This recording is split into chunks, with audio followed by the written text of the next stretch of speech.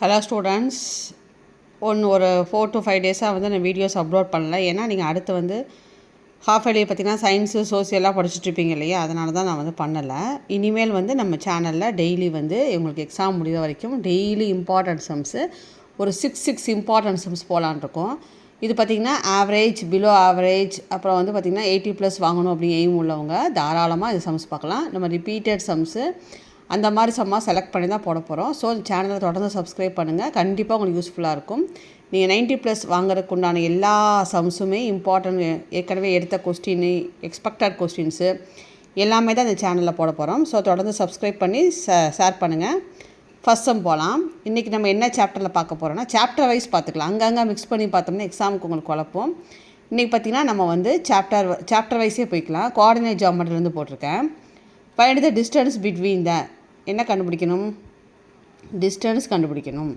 Tamil medium ஸ்டூடெண்ட்ஸும் follow பண்ணலாம். ஏன்னா நான் வந்து கொஸ்டின் தான் இங்கிலீஷ் எழுதியிருப்பேன். எக்ஸ்ப்ளனேஷன் பார்த்திங்கன்னா போத் தமிழ் அண்ட் இங்கிலீஷ் தான் கொடுக்குறோம். அதனால் வந்து எல்லா ஸ்டூடெண்ட்ஸும் ஃபாலோ பண்ணிக்கலாம். ஃபைண்ட் த டிஸ்டன்ஸ் பிட்வீன், அப்போ தொலைவு கண்டுபிடிக்கணும். 2 பாயிண்ட்ஸ் கொடுத்துட்டாங்க. ஸோ இதுக்கு நம்ம டிஸ்டன்ஸ் கண்டுபிடிக்கணும். இப்போ நம்ம டிஸ்டன்ஸ் கண்டுபிடிக்க ஃபார்முலா என்னென்னா, √x2 - x1 the whole square plus y2 - y1 the whole square. x2 - x1 the whole square plus y2 - y1 the whole square. இந்த பாயிண்ட்ஸில் எக்ஸ் ஒய்ன்னு வைப்போம். 2 பாயிண்ட்ஸ் வரனால இது x1 y1 வச்சுக்கோங்க. இது x2 y2. இதை மாற்றி விட்றாதீங்க. x1 y1 x2 y2. இது x, இது ஒய், இது எக்ஸு, இது ஒய், அப்படி தான் அர்த்தம். அப்போ x2 என்னது 4 minus x1 1, 4 - 1 the whole square plus y2 - y1. அப்போ 3 - 2 the whole square. அப்போ 3 ஸ்கொயர் ப்ளஸ் 1 ஸ்கொயர், அப்போ 9 + 1 √10 வந்துடுச்சு. இப்போ √10 யூனிட். இதுதான் வந்து டிஸ்டன்ஸ் ஃபார்முலா. இதே மாடலில் இன்னொரு சம் பார்க்கலாம். இதுக்குன்னா இந்த மைனஸ் எப்படின்னு தெரிஞ்சுக்கிறக்கா, இங்கே பாருங்கள், மைனஸ் வந்தால் எப்படி போடணுங்கிறக்காக இன்னொரு சம் போட்டிருக்கேன். இப்போ D = x2 - x1, அது 3 தான், ஹோல் ஸ்கொயர் ப்ளஸ் y2 என்ன வருது 3, y2 - y1. ஏற்கனவே ஒரு மைனஸ் வருது. டேரெக்டாக தெரிஞ்சால் நீங்கள் இந்த ஸ்டெப்லேருந்து ஆரம்பிச்சிக்கலாம். புரியாதுன்னா இந்த புரியறதுக்காக இந்த ஸ்டெப் போட்டுக்க, இது தேவையில்லை, இந்த ஸ்டெப்லேருந்தே போட்டுக்கலாம். அதாவது y2 - y1னா 3 மைனஸ் y1க்கு ஏற்கனவே ஒரு மைனஸ் இருக்குது. அப்போ ஆட்டோமேட்டிக்காக என்ன ஆயிரும், ப்ளஸ் ஆயிரும். இப்போ 3 + 9 தான் ஹோல் ஸ்கொயர் வரும். இப்போ 3 + 9 என்ன 12. 12 ஸ்கொயர் என்னது 144. இது -5 தான் ஹோல் ஸ்கொயர், அப்போ 25. இது ரெண்டையும் ஆட் பண்ணால் 169. √169 வந்து 13 யூனிட்ஸ். அவ்வளோதான். அடுத்த சம் போகலாம். நெக்ஸ்ட் சம் பாருங்கள். இஃப் a = -1, b வந்து 1, 3, c வந்து 3, a கொடுத்துட்டாங்க. R the points and if condition கொடுத்துட்டாங்க ஏபியும் பிசி ஈக்குவலாக இருக்காமல். அப்போ என்ன அர்த்தம், ஏபியோட டிஸ்டன்ஸும் பிசியோட டிஸ்டன்ஸும் சேமாக இருந்ததுன்னா இந்த ஏவை நம்ம கண்டுபிடிக்கணும். அப்போ ஏபிசி ஒன்று போட்டுக்குங்க. கொடுத்துருக்கதா அப்படியே மார்க் பண்ணிக்கோங்க. இதில் என்ன கண்டிஷன் கொடுத்துருக்கா, ஏபியும் பிசியும் ஈக்குவல். ஸோ நம்ம என்ன பண்ணோன்னா ஏபியோட டிஸ்டன்ஸும் பிசியோட டிஸ்டன்ஸும் கண்டுபிடிங்க. இப்போ ஏபியோட டிஸ்டன்ஸ் இங்கே போட்டிருக்கான் பாருங்கள். அப்போ ஏபி போடும்போது இது என்ன ஆயிரும், இது x1 y1 ஆயிரும், இது x2 y2 ஆயிரும். அப்போ x2 - x1, அப்போ 1 - -1, அப்போ 1 + 1 ஹோல் ஸ்கொயர் ப்ளஸ் 3 - 1, 3 - 1 தான் ஹோல் ஸ்கொயர். 1 + 1 என்ன 2 ஸ்கொயர், 3 - 1 என்ன 2 ஸ்கொயர், 2 ஸ்கொயர் + 2 ஸ்கொயர் 4 + 4 8 ஆயிடுச்சு. இங்கே பார்த்தீங்க அதே மாதிரி பிசி பார்த்தீங்கன்னா பிசி போடும்போது இது x1 y1 வச்சுக்கோங்க, இது x1 y1, இது என்ன ஆயிரும் x2 y2 ஆயிரும். கரெக்டாக? அப்போ 3 - 1 the whole square plus a - 3 the whole square. 3 - 1 the whole square வந்து 2 ஸ்கொயரு.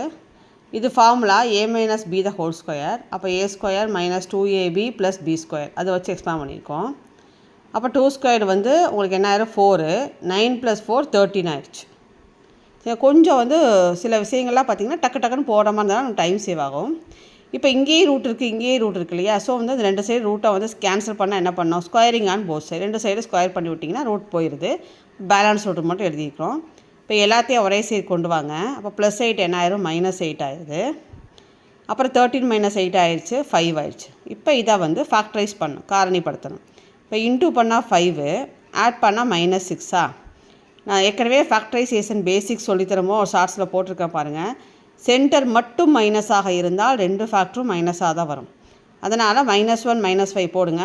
-1 -5 -6 ஆயிடுச்சு. மைனஸ் இன்ட்டு மைனஸ் ப்ளஸ்ஸு 1 5 5 ரெண்டுமே டேலி ஆகிடுச்சான்னு செக் பண்ணிவிட்டு தான் இங்கே போகணும். அப்போ என்னென்ன ஃபேக்டர்ஸ் வந்துச்சு? a - 1 a - 5. அப்போ a - 1 = 0னா a = 1, a - 5 = 0னா a = 5. அப்போ ஏக்கு என்னென்ன வேல்யூஸ் போடலாம்? 1ம் கரெக்டு தான், 5ம் கரெக்டு தான், ரெண்டையுமே மென்ஷன் பண்ணணும். இந்த சம் இம்பார்ட்டன்ட் சம், நல்லா பார்த்துக்குங்க. அடுத்த சம் போகலாம். அடுத்தது பாருங்கள். இந்த point x, y is equidistant from the points 3, 4 and -5, 5, 6.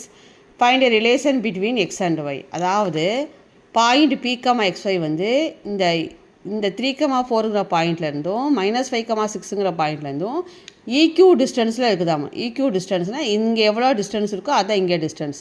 அப்போ என்ன அர்த்தம்? பிஏவோட டிஸ்டன்ஸும் பிபியோட டிஸ்டன்ஸும் சேமாக இருக்குது. அப்படி சேமாக இருந்ததுன்னா நீங்கள் என்ன கண்டுபிடிக்கணும்? ஒரு ரிலேஷன் கண்டுபிடிக்கணும். எக்ஸுக்கும் ஒய்க்கும் ஒரு ரிலேஷன் ஈக்குவேஷன் நம்ம கண்டுபிடிக்கணும்.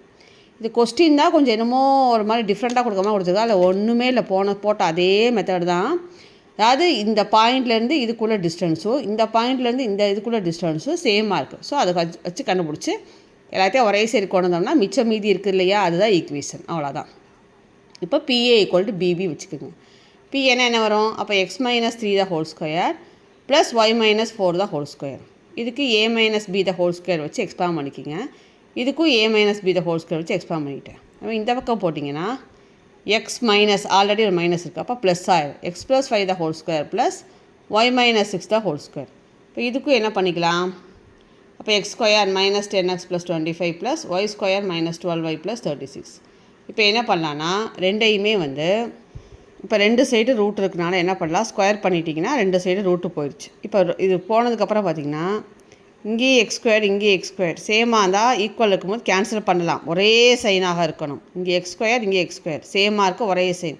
என்ன அர்த்தம்? x² இந்த x² நீங்கள் வச்சுன்னா -x² ஆகும், 0 ஆயிரும். அதுதான் நம்ம உனக்கு புரியலைன்னா நீங்கள் எல்லாத்தையும் ஒரே சைடு கொண்டு வந்துட்டு 0 போட்டுக்கோங்க. அவ்வளோதான். y² சேமாக இருக்கு, கேன்சல் பண்ணிட்டோம்.